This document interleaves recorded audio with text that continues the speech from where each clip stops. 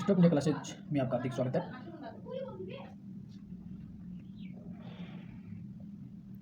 तो पहली बार चैनल को विजिट करें तो सब्सक्राइब जरूर कर लें। आप चाहें तो वीडियो को शेयर और लाइक भी अवश्य कर सकते हैं। और इस वीडियो में अपन बात करेंगे Q4 रिलेटेड स्टॉक्स की और लेटेस्ट जो Q4 रिजल्ट्स देखने को मिले उनकी चर्चा करेंगे। साथ ही आज कुछ कंपनियों को और ऑर्डर्स मिले उनकी चर्चा भी इसमें करेंगे। तो शुरुआत करते हैं अपन सबसे पहले पोशाक लिमिटेड की। और पोशाक लिमिटेड एक केमिकल बेस्ड कंपनी है और एक मल्टीबैगर स्टॉक्स ये 20 शेयर होल्डर्स के लिए साबित हुआ है। शुरुआत के सेशन में यहाँ स्टॉक्स में काफ़ी वॉलेटिलिटी है वो देखने को मिली है। Q4 के जो नतीजे हैं वो मार्केट की क्लोज होने के बाद देखने को मिले हैं, तो उनकी चर्चा कर लेते हैं। तो नतीजे के सामने है मार्च 24 का क्वार्टर और मार्च 23 से इसको कंपेयर कर लेते हैं।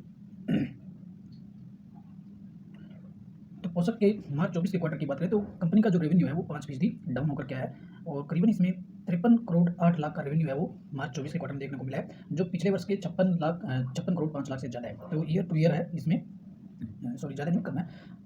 ईयर टू ईयर इसमें 5% की है वो फॉल देखने को मिली है। वहीं अगर क्वार्टरली बात करें तो क्वार्टरली इसमें हल्की सी बढ़त देखने को मिली। एबिडिटा लेवल पर भी 4% डाउन हुआ है और 19 करोड़ का एबिडिटा इस क्वार्टर में देखने को मिला है, जो पिछले वर्ष से भी कम है। और क्वार्टरली हालांकि हल्का सा इसमें ज़्यादा देखने को मिला है। लेकिन प्रॉफिट के बेस नेट प्रॉफिट पर देखेंगे तो थोड़ा सा अच्छा प्रदर्शन यहाँ देखने को मिला है। नेट प्रॉफिट है वो 27% बढ़ करके 18 करोड़ 3 लाख हो गया, जो पिछले वर्ष से भी ज़्यादा है और पिछले क्वार्टर से भी ज़्यादा देखने को मिल रहा है। तो और रेवेन्यू कम हुआ है लेकिन प्रॉफिट है वो ठीक ठाक ही देखने को मिला है। ईपीएस भी है वो 27% बढ़ करके 59.25 का ईपीएस हो गया, जो ईयरली और क्वार्टरली दोनों भी ज़्यादा देखने को मिला है। ओवरऑल पोशाक के जो रिजल्ट्स हैं प्रॉफिट के लिहाज से अच्छे हैं, लेकिन रेवेन्यू कंपनी का घटकर क्या है तो सभी केमिकल जो बेस कंपनियां हैं उनका रेवेन्यू है वो Q4 में लगभग घटते हुए देखने को मिला है। प्रॉफिट और मार्जिन थोड़े से सुधरे हुए आ रहे हैं। तो अगले 1-2 क्वार्टर भी केमिकल सेक्टर है वो इस स्थिति से गुजरते हुए देखने को मिलेगा और करीबन एक छमाही हाफ ईयर जो 25 होगा उसके बाद में केमिकल सेक्टर्स में एक अच्छी रिकवरी देखने को मिल सकती है।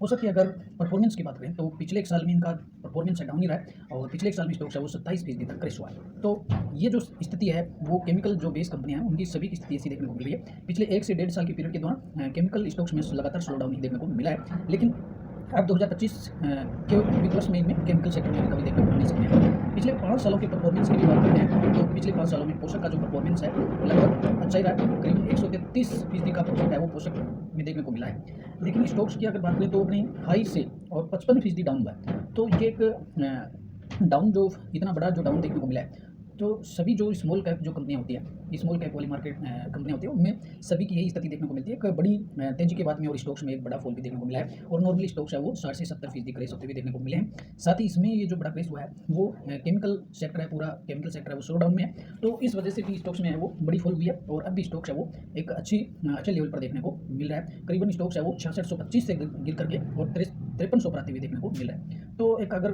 खरीदने के लिहाज से अगर देखा जाए तो इससे अच्छी स्थिति है वो नहीं हो सकती। और क्वार्टरली रिजल्ट्स भी आ सकते हैं, आ चुके हैं Q4 के। तो रिजल्ट्स का जो इफेक्ट है आपको मंडे को मार्केट ओपनिंग में देखने को मिलेगा, क्योंकि इसके जो रिजल्ट्स हैं वो शुक्रवार के सेशन में मार्केट क्लोज होने के बाद हैं। तो पोशाक एक स्मॉल कैप कंपनी है तो यहाँ गिरावटें भी बड़ी होती हैं, तो यहाँ प्रॉफिट्स भी अच्छे बनते हुए देखने को मिल जाते हैं। अगर पोशाक के बिजनेस की बात करें तो पोशाक है वो इंडिया की largest fast gene based special chemical manufacturing करने वाली कंपनी है, जो फार्मा सेक्टर के लिए, एग्रो सेक्टर के लिए, परफॉर्मेंस और इंडस्ट्रीज है उनके लिए केमिकल बनाती है। साथ ही पोशाक की एक पहचान अलग इसलिए है कि जो पोशाक लिमिटेड है वो एलेमिक जो ग्रुप है, एलेमिक ग्रुप की कंपनी है और Alembic limited is the oldest pharmaceutical company in India, founded in 1907। यानी इनका काफ़ी पुरानी कंपनी है और एलेमिक जो ग्रुप है काफ़ी पुराना ग्रुप है और फार्मा सेक्टर की ओल्डेस्ट कंपनी है वो देखने को मिलती है। तो उस लिहाज से देखें तो कंपनी है वो काफ़ी पुरानी है, लेकिन अभी कंपनी स्मॉल कैप कंपनी देखने को मिलती है। और मित्रों नेक्स्ट स्टॉक्स में अपन बात करेंगे अनूप इंजीनियरिंग की। अनूप इंजीनियरिंग में यहाँ करीबन 2.25% की तेजी है शुक्रवार के सेशन में देखने को मिली थी। तो आज जिसके Q4 रिजल्ट्स है वो अपडेट हो चुके हैं, Q4 के नतीजे आ चुके हैं, तो उनकी बात कर लेते हैं। तो अनूप इंजीनियरिंग एक इंजीनियरिंग बेस्ड कंपनी है और इसका मार्केट कैप 3,654 करोड़ का देखने को मिल रहा है। नतीजे की अगर बात करें तो कंपनी का जो रेवेन्यू है मार्च 24 के क्वार्टर में रेवेन्यू 9% बढ़कर 157 करोड़ हो गया है, जो पिछले वर्ष 144 से ठीक ज़्यादा है। तो करीबन 9% की ग्रोथ है इसमें ईयर टू ईयर देखने को मिल रही है। वहीं क्वार्टरली भी अगर देखेंगे तो 128 करोड़ से बढ़कर 157 हुआ। तो रेवेन्यू के लिहाज से क्वार्टरली और ईयरली दोनों ही बेस पर यहाँ पर बढ़ोतरी हुई है। एबिलिटा भी करीबन 24% बढ़कर 37 करोड़ 3 लाख का हो गया। तो ये ईयरली और क्वार्टरली दोनों ही बढ़ती यहाँ देखने को मिली है। वहीं नेट प्रॉफिट 121% बढ़ा, यानी डबल हो गया। अगर पिछले वर्ष की बात करें तो करीबन 20 करोड़ का था, तो 20 करोड़ से बढ़कर के प्रॉफिट इस क्वार्टर में 43 करोड़ का हुआ है। तो यहाँ डबल से ज़्यादा की ग्रोथ हुई है, तो बहुत ही शानदार परफॉर्मेंस है। नेट प्रॉफिट है वो करीबन कंपनी का डबल हो गया। वहीं अगर क्वार्टरली भी देखेंगे तो यहाँ से भी डबल हुआ है, तो क्वार्टरली और ईयरली दोनों ही दृष्टि से नेट प्रॉफिट है वो डबल हुआ है। तो बहुत ही शानदार परफॉर्मेंस है वो अनूप इंजीनियरिंग का देखने को मिला है। इसका रिफ्लेक्शन आपको ईपीएस में मिलेगा, तो ईपीएस भी करीबन 120% बढ़ करके 21.62 का है, बिल्कुल पिछले क्वार्टर से डबल हुआ है। 10.19 से बढ़ करके 21.62 हुआ है और पिछले वर्ष से भी ज़्यादा है। तो ऑल ओवर अगर देखें तो अनूप इंजीनियरिंग के Q4 में बेहतर नतीजे देखने को मिले हैं। प्रॉफिट्स है वो डबल हुआ है, रेवेन्यू लगभग डबल डिजिट में बढ़ा है, क्वार्टरली और ईयरली दोनों दृष्टि से बढ़ा है। तो इस लिहाज से बहुत ही बड़ी तेजी है वो आपको मंडे को है अनूप इंजीनियरिंग में देखने को मिलेगी। ऑलरेडी अगर बात करें तो अनूप इंजीनियरिंग में अच्छे रिटर्न इसने दिए, काफ़ी स्टॉक्स दौड़ भी चुका है। और यदि कंपनी के बिजनेस की अगर बात करें तो जो अनूप इंजीनियरिंग है वो अरविंद लिमिटेड की एक होल्डिंग कंपनी है, और ये heat exchangers, reactors, pressure valves, columns और टावर्स, इंडस्ट्रियल सेंट्रीफ्यूज और फॉर्म्ड कंपोनेंट बनाने का कंपनी काम करती है।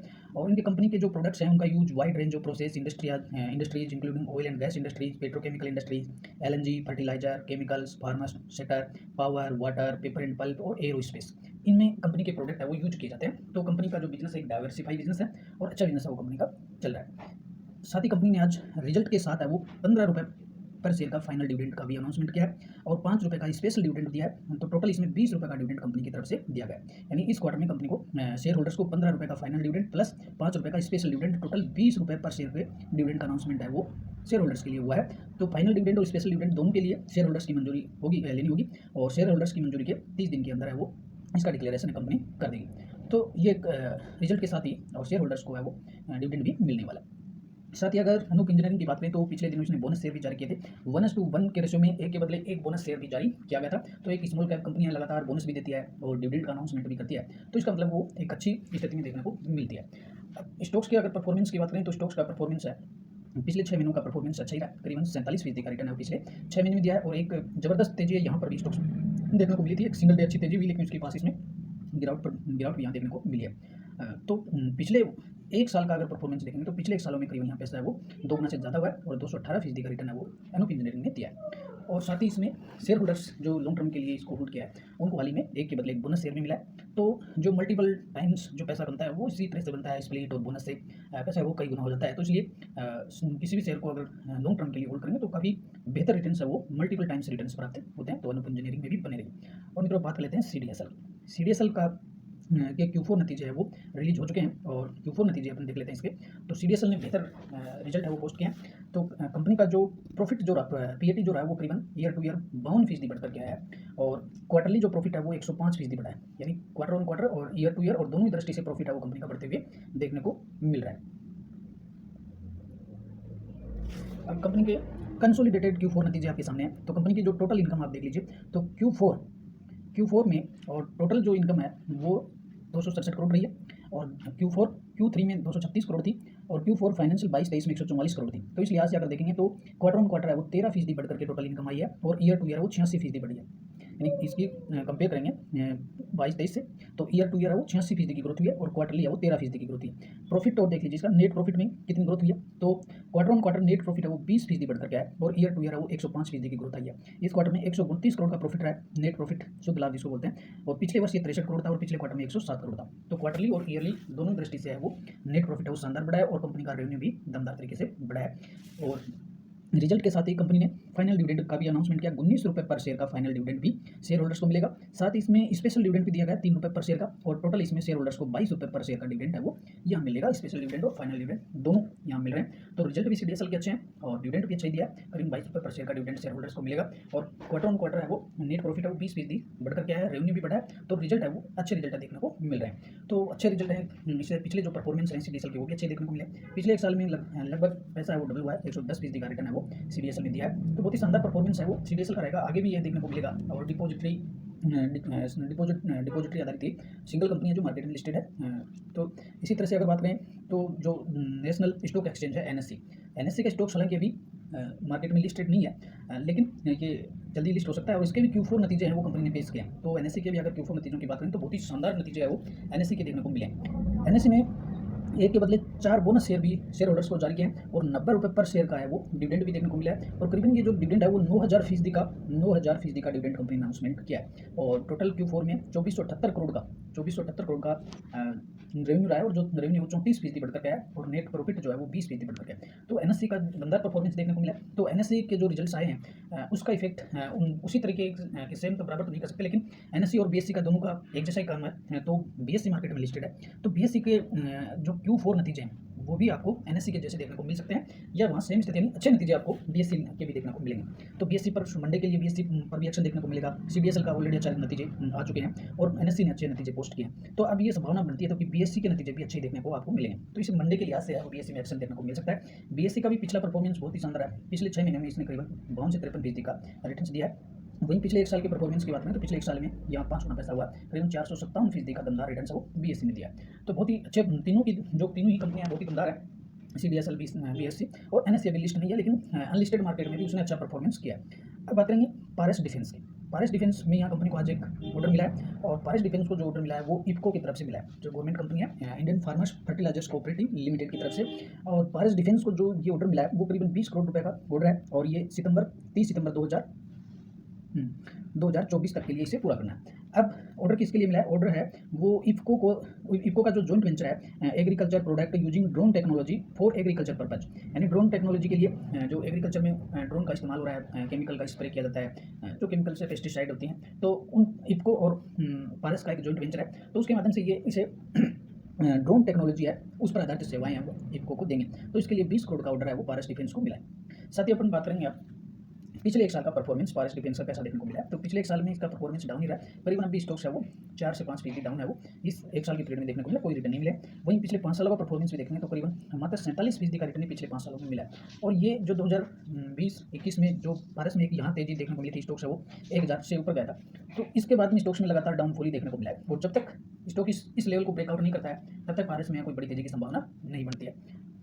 और तो बात कर लेते हैं नेक्स्ट स्टॉक्स में टाटा पावर। तो टाटा पावर है वो लगातार अच्छा परफॉर्म कर रहा है और न्यू हाइज टाटा पावर में देखने को मिल रहे हैं। तो आज भी अगर टाटा पावर की बात करें तो एक बड़ा ऑर्डर इनको मिला है। टाटा पावर को रिन्यूएबल एनर्जी में जो MOU हुआ है SJVN जो गवर्नमेंट कंपनी है उसके साथ एक साइन पैक हुआ है, करीब 460 मेगावाट का क्लीन एनर्जी प्रोजेक्ट है ये, और इसके लिए SJVN के साथ इनका कॉन्ट्रैक्ट हुआ है। तो Tata power renewable energy sign PPA with SJVN limited to set up 460 megawatt firm and dispatchable renewable energy project का।